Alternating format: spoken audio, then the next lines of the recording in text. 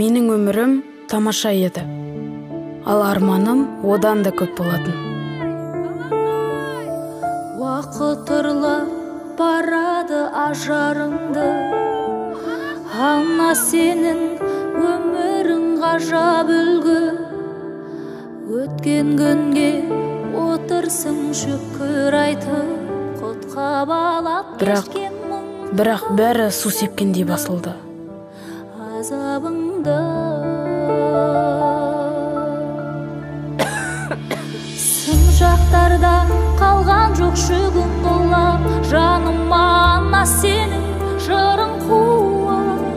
Кеше біздер бал едік, түсінбеппіз, түсін алмай жүріп. Менің жағдайымды кім түсінеді?